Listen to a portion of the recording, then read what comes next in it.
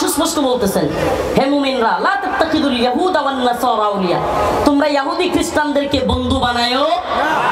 বর্তমান ইসরায়েলকে আল্লাহ পাক সুস্পষ্ট কোরআনের ভাষায় বলতেছেন, বর্তমান ইসরায়েলকে বন্ধু বানায়ো না, আমেরিকাকে বন্ধু বানায়ো না।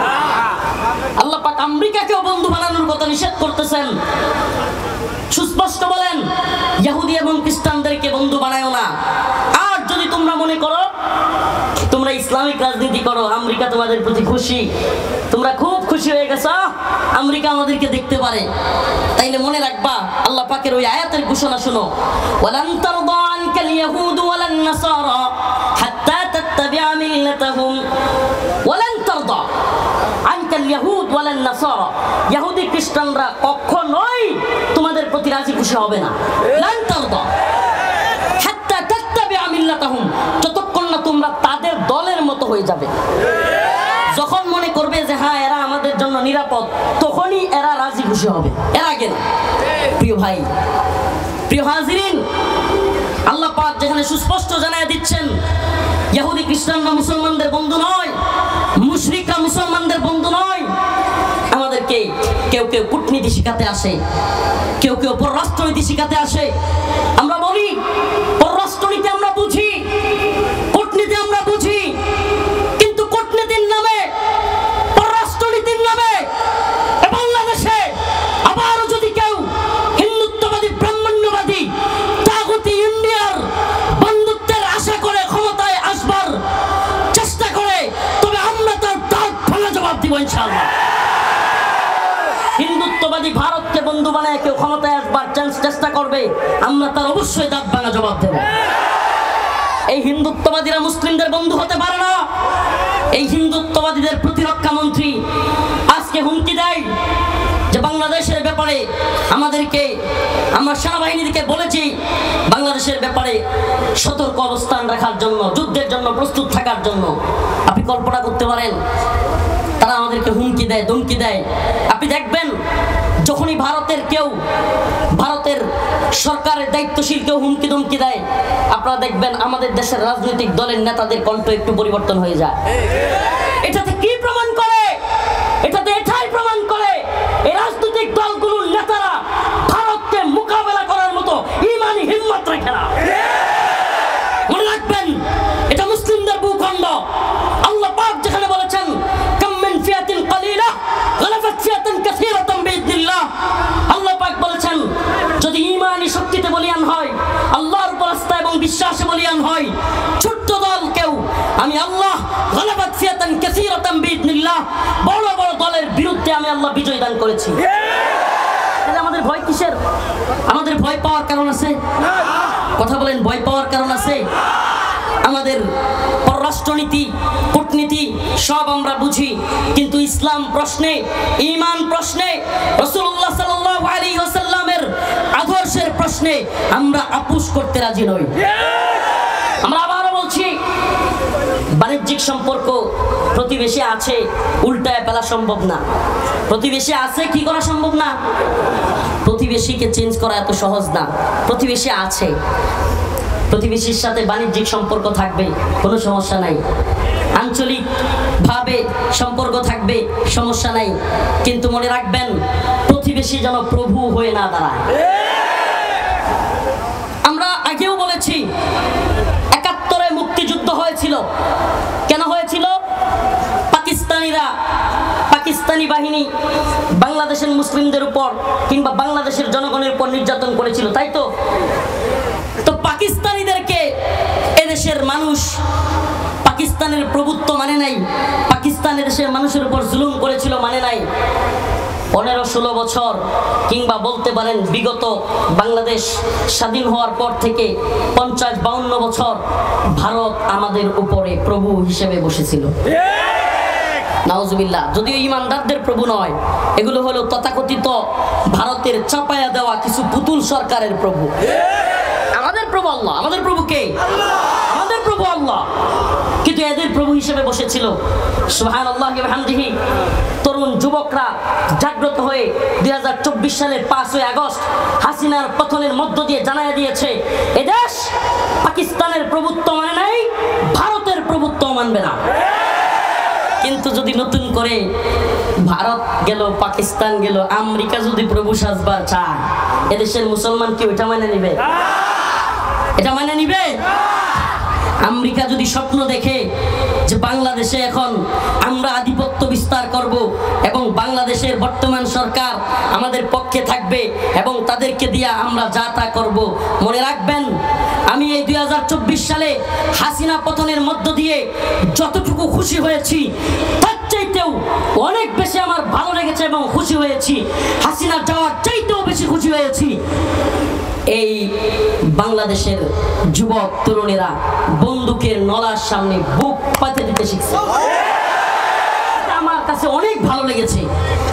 এটা আমাদেরকে ঈমানি চেতনাকে আরো বেগবান করবার শিক্ষা দেয় এবং এই বুলেটের সামনে পরোয়ানা করবার যে শিক্ষা, এটা আমাদেরকে বলে দেয় আগামী দিনে বাংলাদেশে পাকিস্তানের দালালি যেমনিভাবে চলে নাই, ভারতের দালালি যেমনিভাবে টিকে নাই, আমেরিকা কিংবা কোন সাম্রাজ্যবাদের দালালি এদেশে টিকতে পারে না।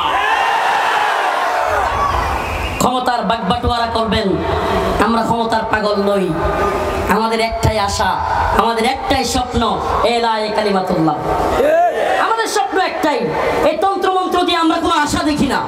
আমরা জানি হাসিনা সরকারের অধীনে এই জাতি যেমনিভাবে হতাশ হয়েছে, আমরা এটাও জানি এই সরকার দিয়েও মানুষ হতাশ হবে, তারপরে সরকার দিয়েও মানুষ হতাশ হবে, কারণ তন্ত্রমন্ত্রের সরকার দিয়ে ন্যায় ইনসাফ প্রতিষ্ঠা হতে পারে না।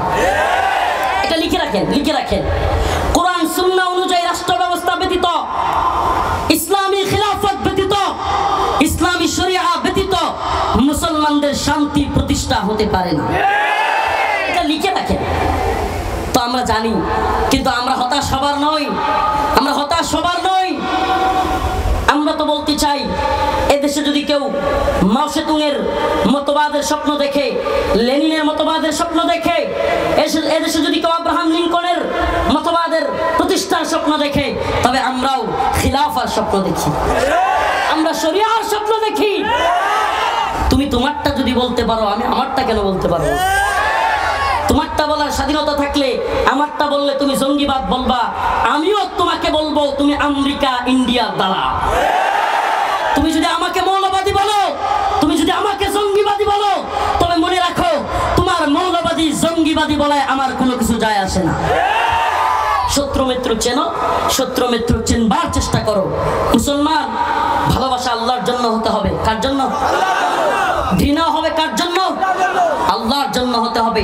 মনে রাখবেন, মনে রাখবেন, যদি আল্লাহর জন্য ভালোবাসা না হয়, দ্বীনের জন্য ভালোবাসা না হয়, ঈমানের জন্য ভালোবাসা না হয়, তবে সেই ভালোবাসা মূল্যহীন। সেই ভালোবাসা কি?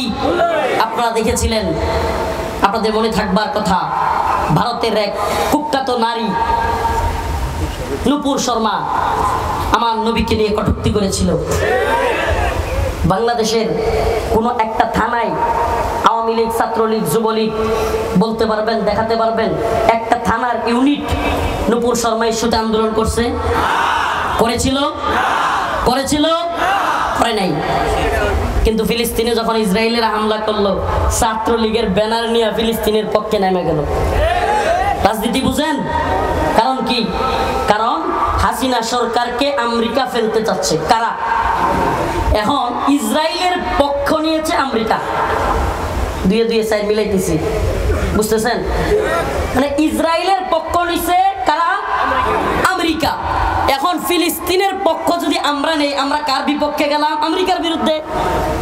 কথা বুঝছেন নি? রাজনীতিটা কি সূক্ষ্মভাবে করছে? এটা কি ফিলিস্তিনের মুসলমানদের দরদ, নাকি ইসরায়েল এবং আমেরিকার বিরুদ্ধে যাওয়া?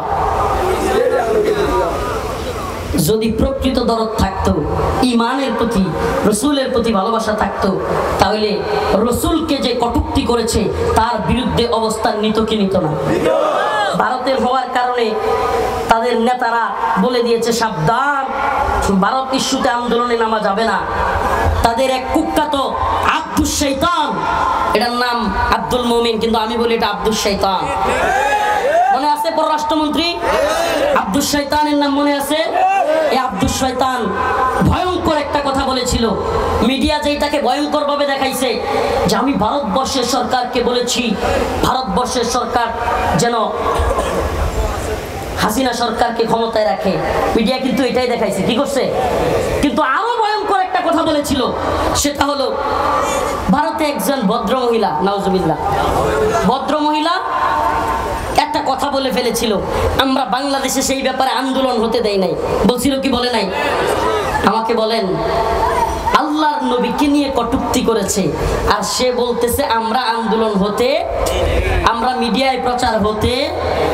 কত বড় ভণ্ড দেখছেন এদের মনে। তাইলে রসুলের প্রতি ভালোবাসা আছে? ইসলামী শরিয়ায় এটা কথা খুব ভালোভাবে জেনে রাখেন, সমস্ত ইমাম একমত, সমস্ত ইমাম একমত, যদি কেউ রাসূলুল্লাহ সাল্লাল্লাহু আলাইহি ওয়াসাল্লামকে নিয়ে কটূক্তি করে, ইসলামী শরিয়ায় তার একমাত্র শাস্তি হচ্ছে ওয়াজিবুল কতল। মান সাব্বা নাবিয়ান ফাকতুলু, তার শাস্তি হলো কল্লা থেকে, ধর থেকে কল্লাকে আলাদা করে ফেলা। এটা ইসলামী শরিয়ার শাস্তি। এই ব্যাপারে সমস্ত ইমাম একমত। হালকা মতানৈক্য আছে এই ব্যাপারে।